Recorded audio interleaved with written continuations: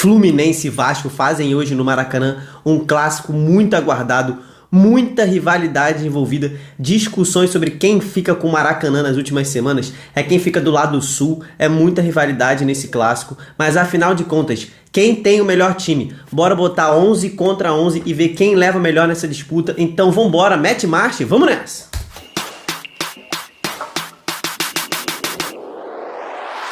Fala, torcedores e torcedoras, fanáticos e fanáticas, o meu nome é Diogo e eu sou um torcedor apaixonado por futebol igual a você. Eu estou muito feliz com todos vocês que estão se inscrevendo aqui no canal nesses últimos dias. Realmente isso significa muito para mim. Se vocês tiverem comentários para melhorar as minhas análises, escreve aqui embaixo que eu estou tentando ler todos os comentários e responder vocês também. Se você está chegando aqui agora nesse vídeo, se inscreve aí, cara. Tu vai se amarrar no conteúdo, vem para o nosso time e ajuda a gente a bater a nossa próxima meta de 550 inscritos, valeu? Como eu sempre digo aqui no canal, as nossas comparações e análises são sempre feitas através de estatísticas. Eu preciso de algo objetivo para definir quem é melhor, para não ficar aquela coisa assim de minha opinião solta. Eu preciso de números que comprovem isso. E mesmo eu sempre falando também que futebol é muito mais do que só os números, né? Tem muitas outras coisas envolvidas e coisas até mais importantes do que números na análise de um jogador de futebol. Mas o desempenho recente dele nos números já dá uma ótima noção de como esse cara tem jogado. Essa é a análise de desempenho. Aqui a gente faz uma mini análise de desempenho para brincar, né? Para a gente estimular a nossa rivalidade sadia entre os times. Eu vou usar a escalação provável dos dois times para o jogo de hoje entre Fluminense e Vasco, que saiu no Globoesporte.com, e aquela que os torcedores dos nossos times já conhecem praticamente de cor, né? Então eu vou começar aqui pelo gol. Primeiro confronto da nossa análise de hoje vai ser Fábio do Fluminense contra Léo Jardim do Vasco. Nós já fizemos uma análise no último jogo do Vasco, então a gente já vai dar para perceber uma leve mudança nos números dos jogadores. Eu mudei algumas estatísticas a serem consideradas aqui, vocês vão perceber isso também. Mas aqui em goleiro a gente vai analisar a média de gols sofridos, o percentual de bolas defendidas, já eu explico essa estatística, o percentual de jogos sem sofrer gols, é o famoso clean sheet, para quem está mais habituado com essa nomenclatura em inglês, e o percentual de passes certos também. Vamos lá. O Fábio, ele tem uma média de 1,3 gols sofridos por jogo, ele já fez 3 jogos, os 4 gols que o Fluminense levou do Fortaleza na última rodada deram uma quebrada nessa estatística do Fábio.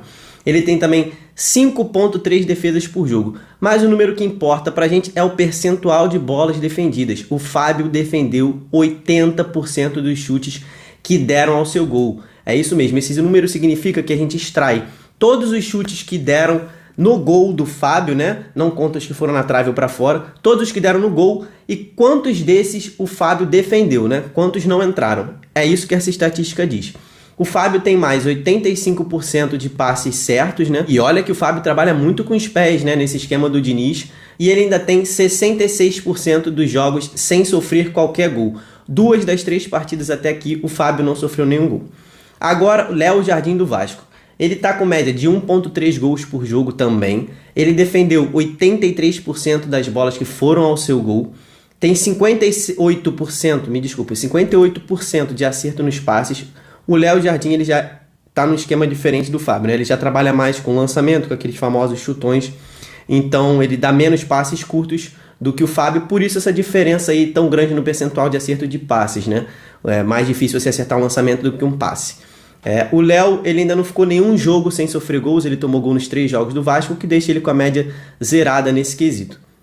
E aí, nós chegamos à nossa força final dos nossos goleiros. O Fábio ele terminou com força de 83 e o Léo Jardim teve a sua força 76. Ele que na última rodada ficou com força 77, caiu um pouquinho nessa. Primeira vitória vai para o Fluminense esse ponto e a gente já passa direto para a lateral direita. É Samuel Xavier contra Puma Rodrigues do Vasco. No último confronto que eu fiz, vocês comentaram aqui que eu deveria adicionar assistência. A torcida do Bahia reclamou muito que eu não contabilizei a assistência do Jacaré. Então, eu concordei com vocês. Eu estava colocando só critérios defensivos nos laterais e só cruzamentos para analisar a parte ofensiva. Mas eu acho que a assistência foi até um comentário do meu parceiro Luiz Rodrigo, torcedor do Bahia, me deu essa moral aí, me deu essa ideia. Então, Luiz, agora eu vou adicionar assistências como critério de avaliação de lateral. Só não vou botar gol porque eu acho que não é a função de lateral fazer gols, embora aqueles que fazem realmente são muito brabos, mas aqui gol não é o foco da posição lateral, então gol eu ainda não vou botar, valeu? Vamos avaliar aqui os confrontos terrestres vencidos, confrontos terrestres e aéreos vencidos, né? Os cruzamentos certos e as assistências. O Samuel Xavier, do Fluminense, ele tem 60% dos duelos terrestres vencidos. Mais da metade das vezes em que tentam passar pelo Samuel, ele não deixa. Ele tem 33% dos duelos aéreos, que é disputa pelo alto, disputa de cabeça. Ele venceu 33%. Ele acertou 25% dos cruzamentos que ele tentou e já tem uma assistência nesse Campeonato Brasileiro, o que deixa ele com uma média de 0,5, porque o Samuel Xavier só jogou 2 jogos, tem uma assistência em 2 jogos. O Pumita, do Vasco, tem 38% dos duelos terrestres vencidos e 100% dos duelos aéreos. Pumita pelo alto tá um absurdo nesse campeonato. Um monstro. 12% dos cruzamentos certos do Pumita e ele ainda não deu nenhuma assistência nesse campeonato. A força do Samuca, então, ficou em 82 contra 81 do Pumita. Essa aqui foi muito disputada, mas é mais um ponto para o Fluminense. A média de assistências do Samuel fez a diferença aqui. Então, galera, calma. Eu sei que está no início do campeonato, então os nossos números ficam um pouco maquiados, né? Essa meia assistência do Samuel Xavier por jogo talvez não se perpetue ao longo do campeonato. Mas conforme eu for fazendo essas análises mais pra frente, elas vão ficar cada vez mais precisas. No início agora realmente ela fica um pouco enviesada, mas é legal a gente já ter uma noção de como os nossos jogadores estão. A gente vai agora para a zaga, é Nino versus Bambu. Vamos avaliar os duelos terrestres e aéreos vencidos, os erros que levaram a gol, aquela paçocada do nosso zagueiro que gera gol do adversário, percentual de passes certos e percentual de lançamentos certos. Lançamento é uma característica muito importante para zagueiro que pode fazer a diferença para um time de futebol. Nino do Fluminense venceu 71% dos duelos terrestres e 71% também dos aéreos. Ainda não cometeu nenhum erro nesse campeonato que levou a gol. Tem 89% dos passes certos, a bola passa bastante pelos pés do zagueiro do Fluminense.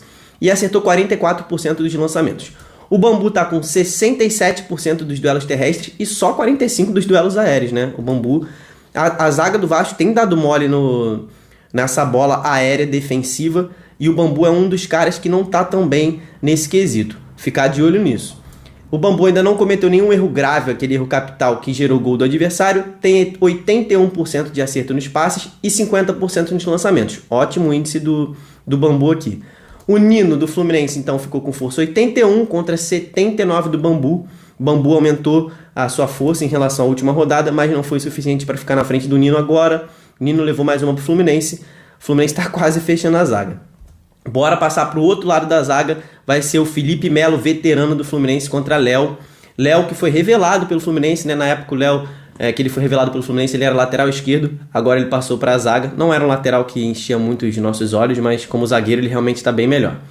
O Felipe Melo está com 100% dos duelos terrestres vencidos. Ninguém passou pelo cara nesse campeonato ainda. É um absurdo essa estatística. Venceu 86% dos duelos aéreos e não cometeu nenhum erro ainda que levou a gol. Isso aqui eu acho que não vai durar muito tempo, né? Mas enfim, vamos dar crédito pro Felipe Melo que ele tem jogado muito. Acertou 92% dos passes no campeonato e 80% dos lançamentos. Cara, esses números do Felipe Melo são absurdos. Lançamento é um dom que ele tem, né? O Felipe Melo ele tem acertado lançamentos absurdos ao longo dessa temporada, né?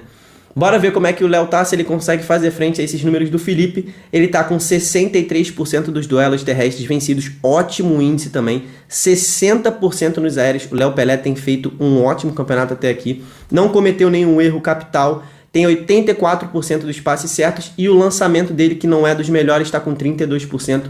Para um zagueiro não é ruim, mas diante dos números do Felipe ficou até desleal essa comparação, né? O Felipe engoliu o Léo aqui nesse confronto. Ele terminou com força 88 contra 79 do Léo, que também melhorou em relação à última rodada, mas o Felipe levou mais um ponto para o Flu. Vamos ver agora a lateral esquerda. A lateral esquerda, galera, muitos de vocês aí vão ficar bolados comigo, eu tenho certeza, principalmente os tricolores vão ficar bolados comigo, mas eu não consigo fazer a força do Marcelo, porque ele ainda não disputou nenhum jogo do campeonato. Então a gente não tem estatísticas para usar. Então o duelo é Marcelo versus Lucas Piton. O Piton ele tem 47% dos duelos terrestres vencidos, 20% dos aéreos, 40% dos cruzamentos certos e já deu uma assistência nesse campeonato, média de 0,3. Então, o Piton terminou com força 73. Como o Marcelo não jogou o campeonato ainda, o Piton vai levar essa para cima do Marcelo e leva também o primeiro ponto do Vasco. Vamos passar agora para o meio de campo. A gente vai comparar os volantes André e Rodrigo. Eu concordo com essa escalação do Gé. Eu acho que o Barbieri vai botar o Rodrigo de volta no time do Vasco, porque ele é um cara mais pegador e para enfrentar esse time do Fluminense tem que ter mais marcação no meio de campo. O Rodrigo fez uma boa partida no primeiro jogo contra o Fluminense lá no Carioca, então ele deve realmente voltar ao Vasco nesse jogo. 2 ótimos jovens jogadores. André já foi até convocado para a seleção principal e a gente vai começar por ele, avaliando acerto nos passes, duelos terrestres vencidos, muito importante para um primeiro volante, lançamentos certos, média de passe-chave, eu já vou explicar o que é isso, e média de desarmes por jogo. Eu fiz a mudança de interceptação por desarme também por sugestão de vocês no comentário do jogo entre Vasco e Bahia. Achei interessante esse comentário e vou usar. O André, ele tem 93% de acerto nos passes, ali no meio é um absurdo isso. 73% de duelos terrestres vencidos, isso aqui é um número surreal para quem joga no meio, que a mudança de direção o cara pode ir para qualquer lado, né? Diferentemente de um lateral, que é mais fácil você defender o meio, porque o cara não pode sair de campo para ir pelo outro lado da ponta. Um absurdo esse índice do André. Ele tem 63% de lançamentos certos e tem 0,7 de passes chaves por jogo. O que é isso, Diogo? É aquele passe que decide, que gera uma finalização ou gera uma assistência no campeonato. Aquele passe que deixa o companheiro na boa para gerar uma situação de gol. E ele tem também uma média de 3 desarmes por jogo.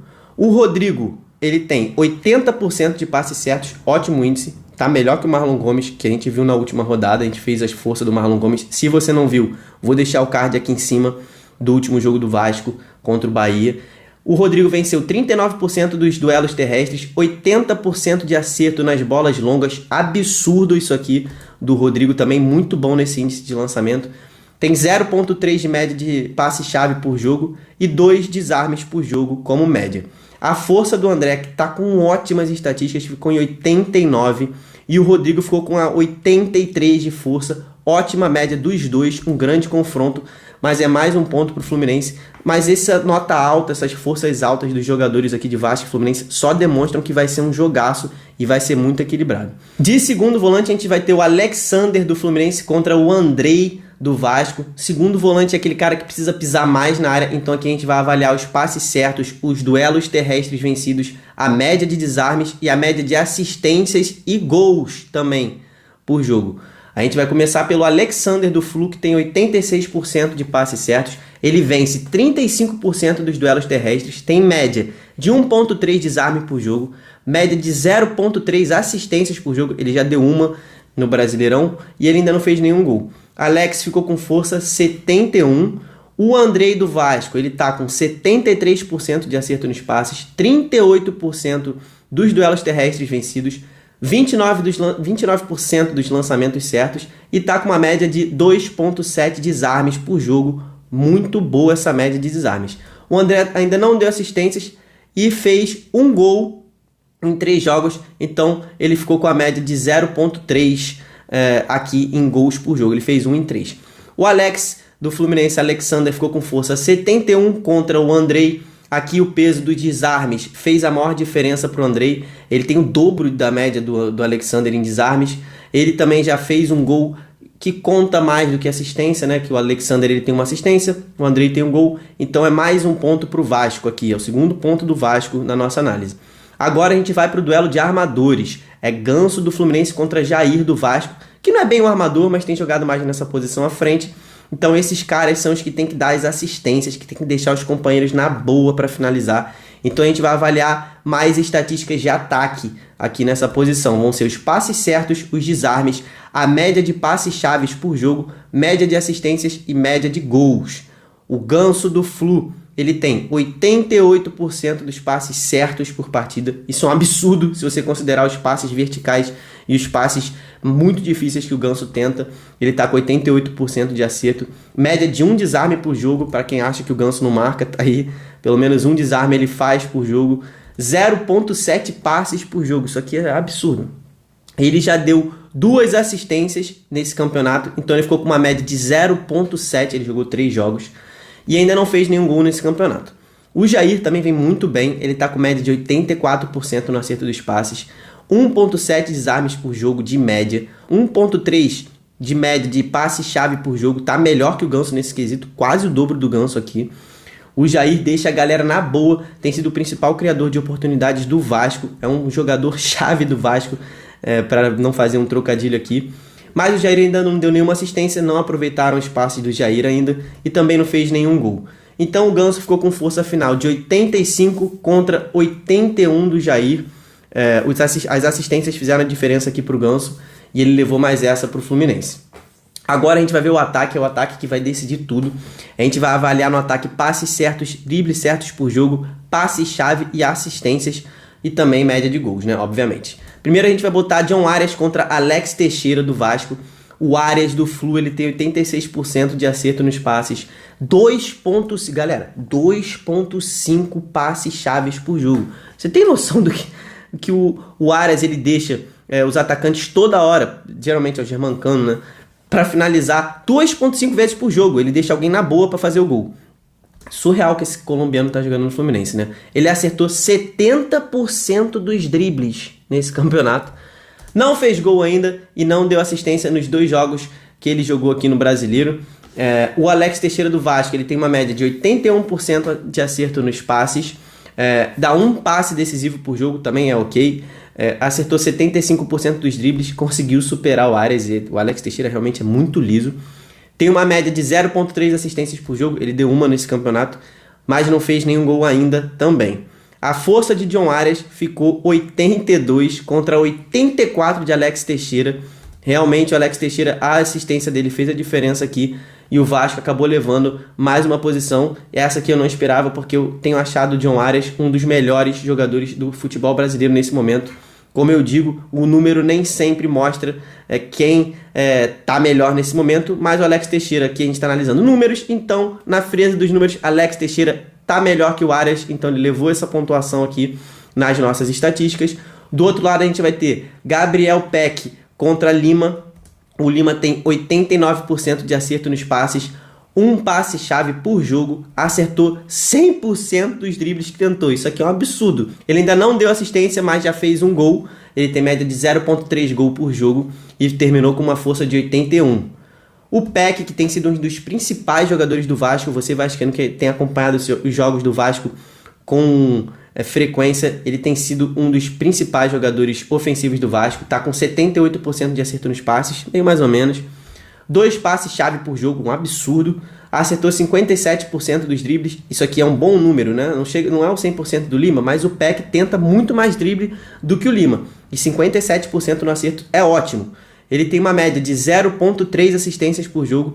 Já deu uma nos 3 jogos que disputou. E uma média altíssima de 0.7 gols por jogo. Ele fez 2 gols em 3 jogos do Vasco. O Lima, então, ficou com força 81. E o Gabriel Peck, galera, ficou com a força 82, mais um ponto no ataque do Vasco aqui em relação ao Fluminense. O Peck realmente vem jogando muito, levou mais uma para o Vasco, tá equilibrando as coisas. E para terminar o nosso confronto, para decidir tudo, para decidir quem é melhor entre Fluminense e Vasco nas estatísticas, a gente tem Germancano contra Pedro Raul.